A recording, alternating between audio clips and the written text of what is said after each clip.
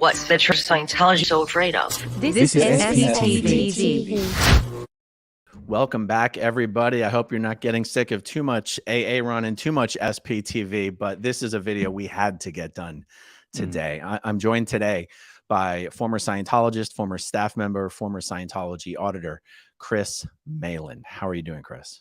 I'm okay, Aaron. How are you? Doing good. Thank you for joining me tonight. Welcome. You and I have been in touch for what feels like a year or two. Yeah, Could it be that maybe long? on and off. Yeah. And you recently did a very, very thorough long form interview with Doug Kramer on the Dazed But Not Confused channel. I did. You guys covered so much ground in that interview. So much. Instead of trying to cover all that ground again, I'm just going to suggest that everybody go over there and watch the chat that you guys had over there. Sure. And in the future, I do want to do a proper interview with you about your entire story. Maybe not 3 hours, but something. Yeah, absolutely. But you told, it's funny when you did that interview with him and you discussed in that interview what we're going to discuss in this interview. Okay. I was like, oh shit, I got to follow up with Chris. And then I saw you'd been trying to reach me for a few days on WhatsApp. And I'm like, I don't have notifications turned on WhatsApp. I almost never check it. And I'm like, oh my God. That's okay. I felt so bad. No, it's fine, man. It's all right. But look, let's start out real quick because we're going to talk about Scientology covering up child abuse of the worst type of the worst kind. Yeah. And this honestly is what Scientology is so afraid of, because this is the kind of shit that doesn't make the cut on a program run on a network owned by Disney. Yeah, it's true. And what's even remarkable is the stuff that we're going to talk about. So much of the stuff that we talk about of this nature is stuff that's never been reported. No one's ever been held accountable. One of these guys that we're going to talk about two guys. Yeah. One of these guys was arrested and convicted. Yes, he was. For this very specific abuse against children 10 years later. Exactly. A whole decade. Than what we're going to be talking about. And what the police know doesn't even scratch the surface of what was really going on that Scientology knew this guy was doing. Correct. And this even got media coverage over in the UK when he was arrested. Yeah, it did. Yeah, it did.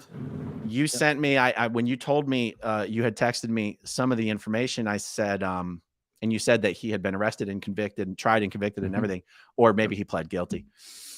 And I said, well, is there any, any record of this in the media? And you sent me a link. He's named, and it's all public record, Aaron. Yeah.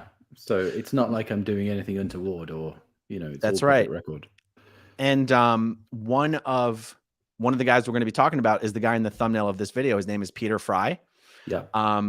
This isn't doxing of an individual. The guy's been his name has appeared in the British press. Correct. You can find him on Facebook. We know who he is. Now you know who he is. And the reason we're even talking about him is because, honestly, not because of him, but because of Scientology. Scientology knew exactly what this guy was doing for 10 years. Yep.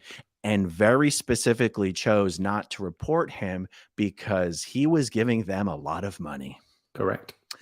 And the other guy we're going to talk about has never been reported to the authorities and has never been held accountable. So I won't be showing his picture, but when we get there, we will be naming him. How I would like to begin is have you explain, and let's see if we can explain this in a way that Scientologists, of course, will understand, but also people who aren't in Scientology will understand. Correct. Yeah, sure. Remind me again which org you were at. Was it Manchester or Birmingham? Birmingham. You are a highly trained Scientology auditor. Yeah, I am, I was a Class 5 graduate, case supervisor, and OT5. For the non-Sea Org world, yeah, that is just about as high as you can get. Yeah. It's just about as high as you can get. And of course, we know there's some things you could, like, that is as thoroughly trained as David Miscavige ever requires anybody to be. Correct. He doesn't actually require anybody these days to be a Class 6 or a Class 8. He doesn't care about any of that. Yeah. Everyone, a grad 5, and actually, to be perfectly honest, in today's Scientology, a grad 5 auditor is as high as you can go because there is no class 6 course these days. Correct. I remember when the class 6 course was cancelled, and so many people were so upset about it, and it's never returned. So yeah, this is a very difficult thing to talk about. Yeah, it is. But this Peter Fry guy, you don't just know about this because, oh, people were talking in the org. You were the guy who audited this guy and uncovered what he was doing and reported it. Yeah, I did. And do you know something, Aaron? I've probably never recovered from what I heard. Yeah. It was traumatizing, to say the least. In fact, he's the only PC in 18,000 hours of auditing that I've audited that I refused to audit. And yeah, what I had to listen to, you see, because in Scientology, when you're auditing and you pull what's called, an overt, which is something bad that somebody does, you have to get the exact specifics, the exact body positions, the exact who you sent it to, who was there at the time. And I had to listen to this for days, a couple of days, I think it was, on end. Yeah. And I was traumatized, mate. I got to be honest with you. And I lost it within one day. When he came in to my auditing room and he started bragging, I mean, we're not talking confessing, right? We're talking bragging about a video that he had found that he had distributed to a paedophile network in the UK to other people that he was in close communication with. And he was telling me how fantastic this video is of a 12-year-old boy being, and I had to pull all the details on it, and I couldn't handle it. And I stopped the session mid-session. Now, for those people that don't know, no auditor is ever allowed to stop a session mid-session. It's a big no-no. It's impossible. It's impossible to overstate how serious of a violation that would be in Scientology. It's a massive violation. But Aaron, I was gonna actually kick his head in, and because I had young children myself at the time, and emotionally, I actually couldn't cope with it. And some Scientologists would say at that point that my TRs, quote unquote, went out, but they were not out. It was a natural reaction. And I told the executive director and the senior CS what had happened. I sent him into the PC lounge, and I had to be physically restrained from going in there and beating the crap out of him. Yeah. And then I said that, well, he needs to be kicked out of the org and turned over to the police. At which point I was told that there's policy against that. And if I did that, I would be commented and declared and expelled from Scientology. Yeah. I mean, wow. Yeah. Let me ask some questions here. Sure. Was this guy being audited just in the normal course of trying to go up the bridge, or was he assigned to sec checking? What was the scenario here? Aaron, I'll be completely honest with you. It was a long time ago, and I don't recall. I think he was being audited normally, and then he got switched to sec checking, and then he got switched to false purpose rundown, which handles evil intentions. Yeah. But did he get switched over to you as an auditor at some point in that process, or were you the auditor that was with him through each one of those steps? I was the auditor that was with him for each one of those steps, and it was at the point when he was getting out of control, and I refused to continue it. Yeah. Okay, but so that I have a clear picture of that now. Okay.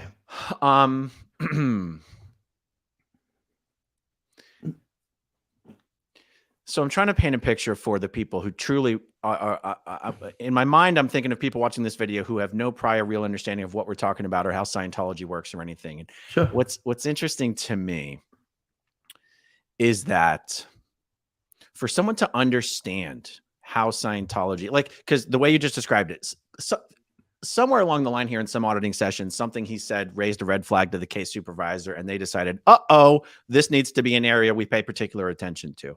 Yeah. And so in a weird way, there's two opposite sides of the coin here. Whether Scientology cares about things like this and whether they don't care about things like this. And I want to be able to describe it as accurately as possible. Okay. Because it's almost like they care about it to the degree that they either think Scientology can fix that in the person, or they think they can make a lot of money by continuing to audit the person on that subject. Well, from my opinion, he was actually paying the org for protection. Tell me more about that. Yeah, because the very next day after I told the executive director and the senior CS what was going on and wrote it all up and reported it, excuse me, sorry. The next morning, he was in the executive director's office having coffee, smiling, laughing, and had just put 250 quid on his credit card for an ideal org donation. 250,000 pounds. No, 250 pounds. Oh, okay. Yeah, not that much, Aaron. No. He was a big donator. You can actually look it up on the website of Scientology Completions people when you put their name in the search bar. He was I think he was a patron of the IS too. So that's at least 50,000. Yeah, he donated a lot of money. Yeah, he did. Okay, so but when you say paying for protection, help me understand that more. Okay, so from my observation, and this is what I saw, that he knew he was getting away with this, and he knew that he could discuss it freely in that org as long as he was paying money. Sort of, like kind of buying his way out of whatever, sort of putting up a shield, if you like. Because this guy was not only a pedophile, he was part of a huge network of people that would share, and not only share, but would also create and make indecent images of CP. And he knew everybody in that aspect. And there's even points that I recalled only recently, actually, days ago, where he named some of these people that he was part of this network, and I wrote them down. And those names are still hidden in the files in the vaults of Birmingham Morgue. Now, when you were there were two Sea Org members who were put in charge of running that org. Was that Hayden and Lucy James? That was Hayden and Lucy James, but by that point, Hayden and Lucy James were no longer there. Okay, so but Hayden and Lucy, but they were gone by. I know them very well, yeah.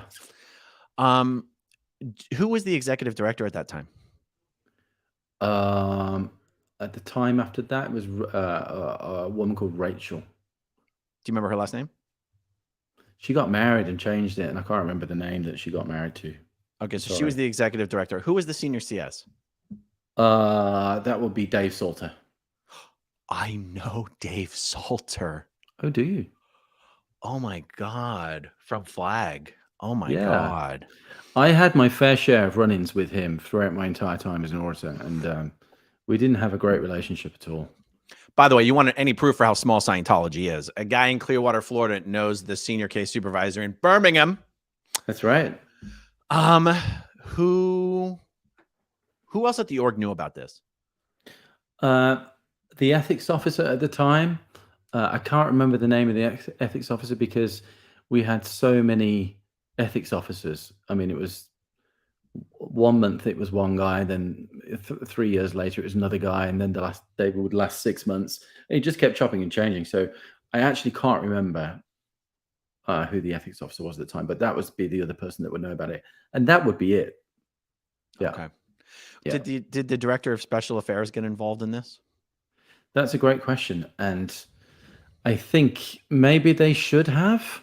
But do you know what, Aaron? There's actually no policy that states if someone comes up with criminal actions while you're auditing them, the OSA has to be notified.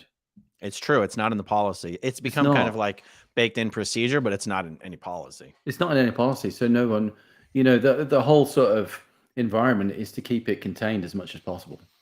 Right. Yeah. Okay. So to be clear,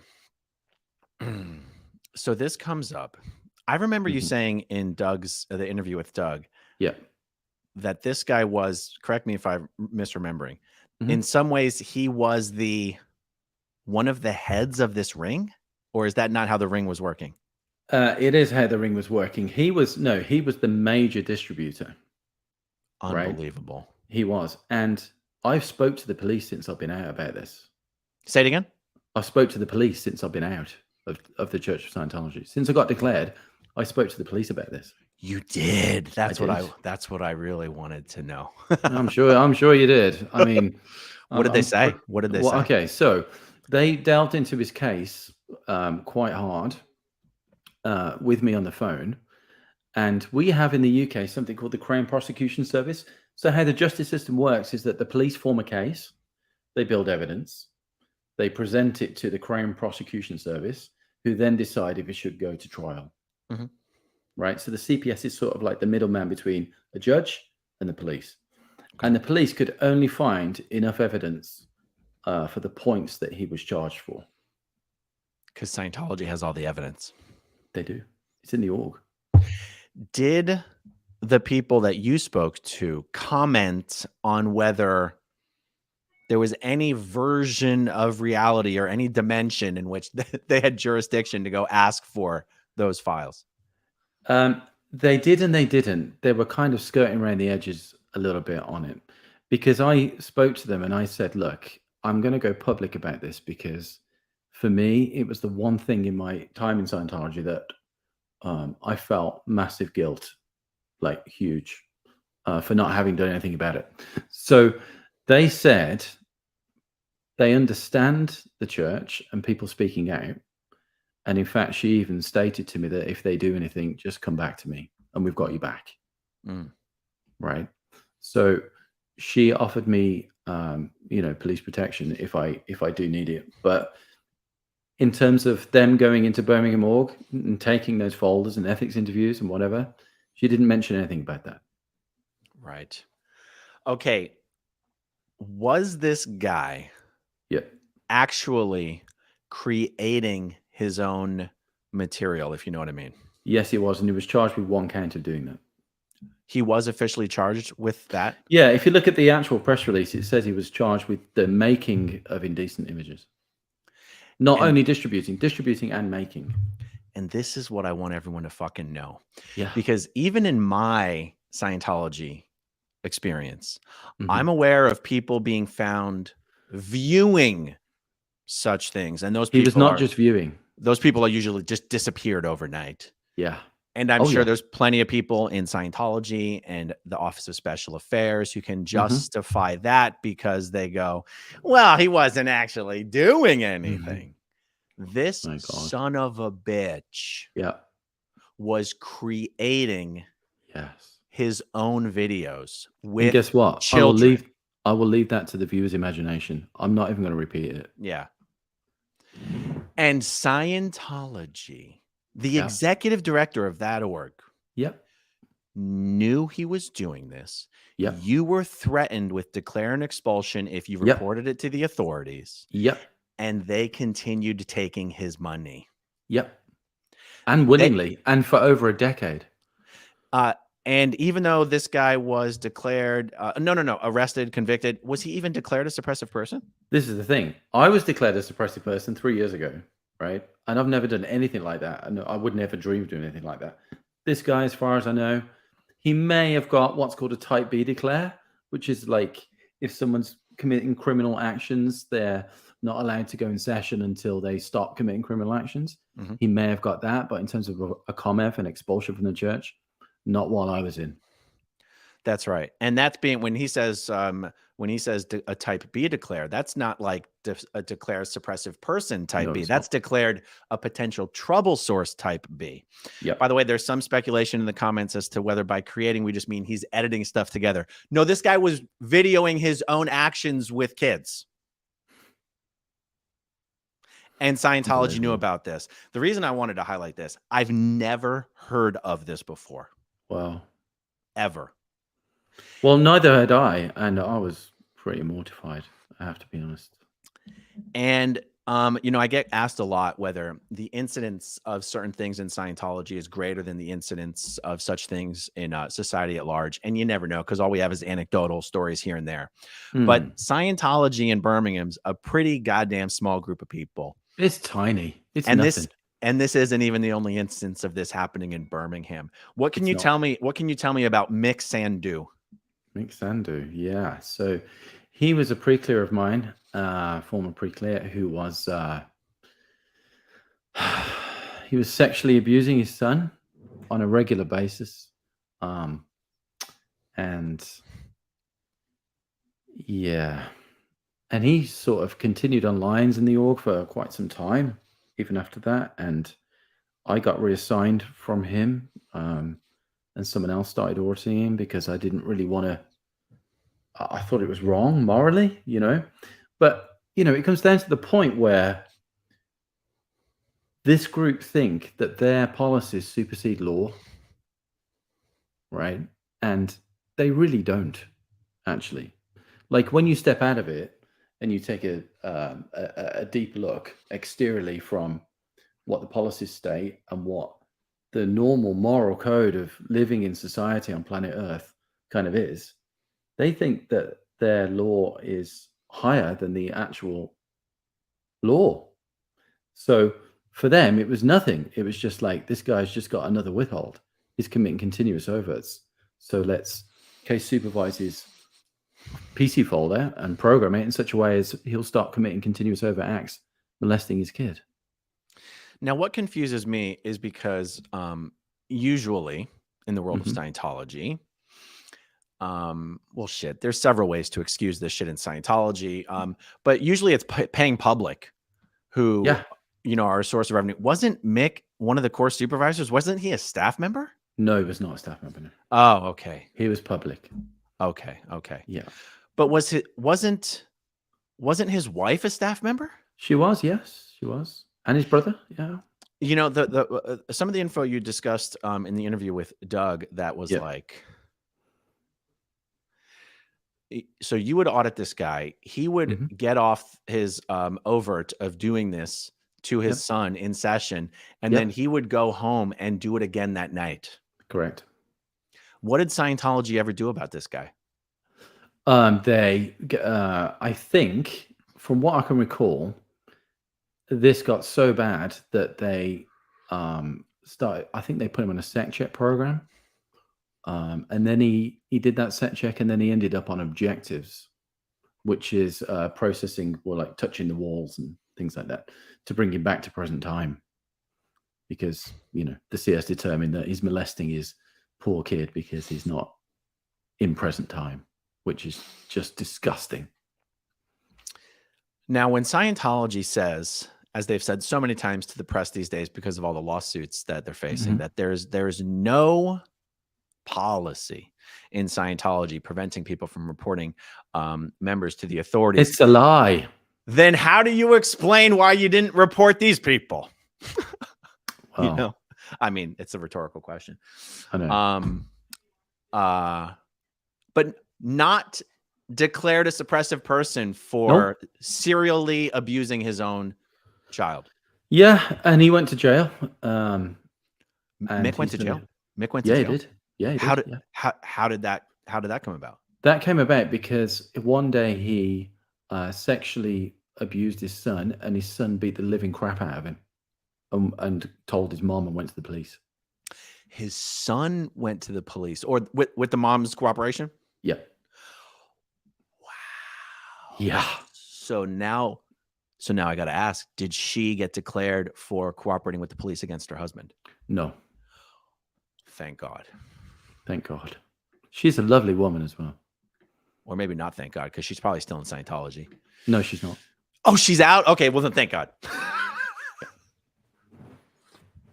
Wow. I know you can't even write this stuff, can you? Really, Aaron? I mean, it's just okay. So Mick goes to. Did he go to prison? Did he get probation? Any idea? No, prison. He got. I think it was from what I was told, it was a minimum of 8 years. So this is what's blowing my mind: is these offenders end up in prison despite Scientology protecting them. Like even though Scientology was protecting them, they still end up in prison. Right? Like their crimes were so egregious that even though Scientology was protecting them, they still couldn't manage to get to restrain themselves enough Exactly. And guess what? It's Danny Masterson all over again. Yes, isn't it? Same thing. Isn't it? Yeah.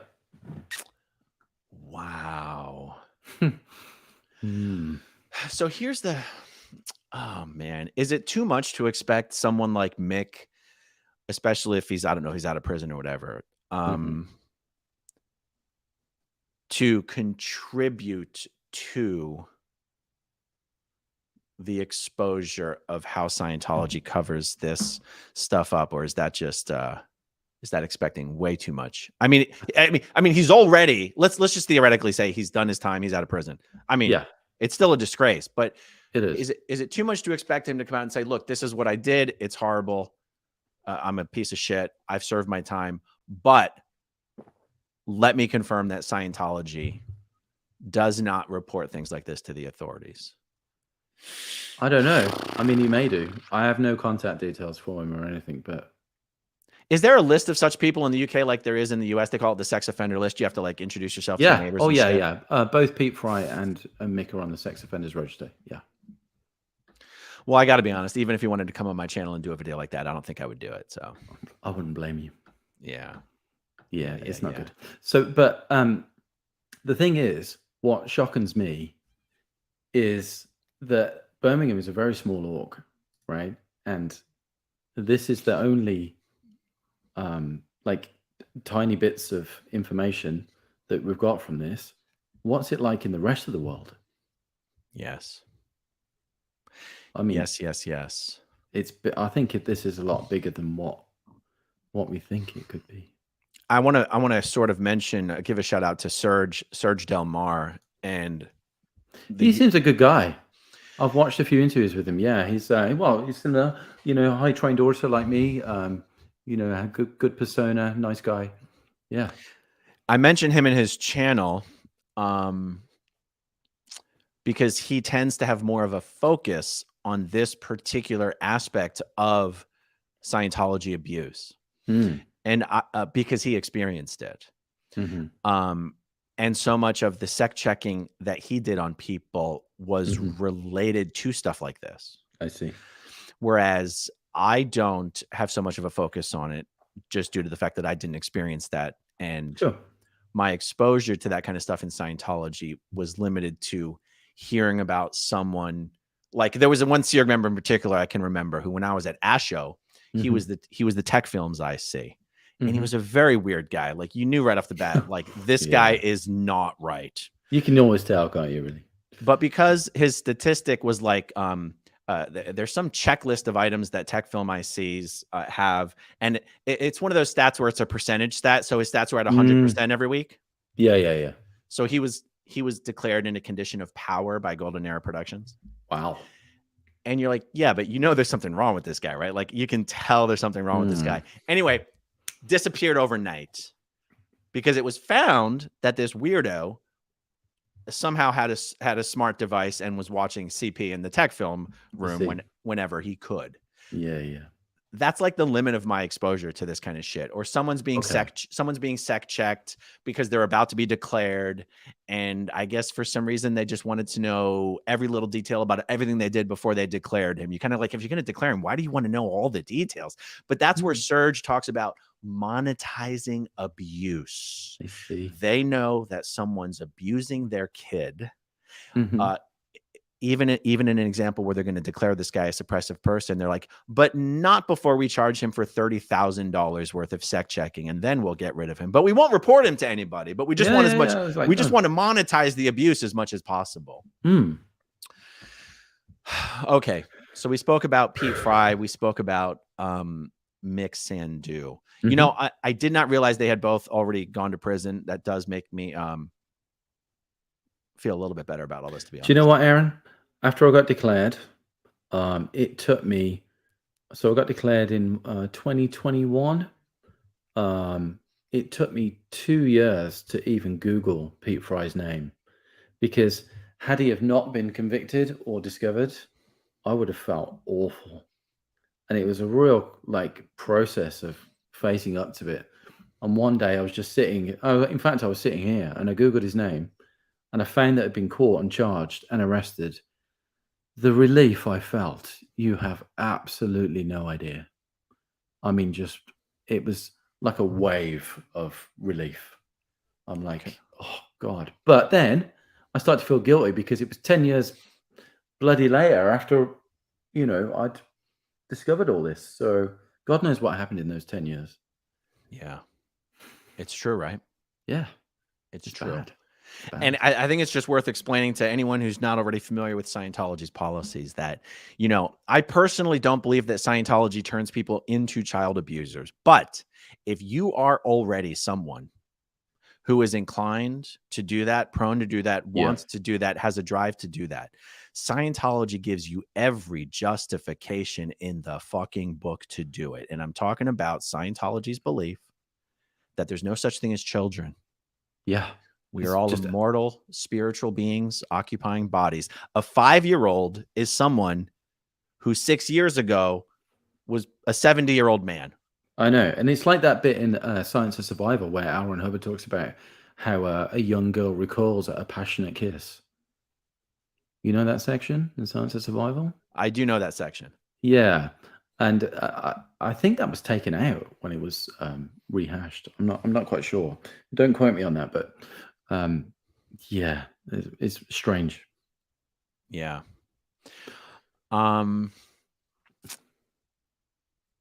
Yeah. I know. So like when I was on staff in Philly and I was training at Flag, my stepsister was also on staff and she was like, I don't know, 14, 15, 16 at some ridiculously young age. She was made the ethics officer of the Philadelphia org.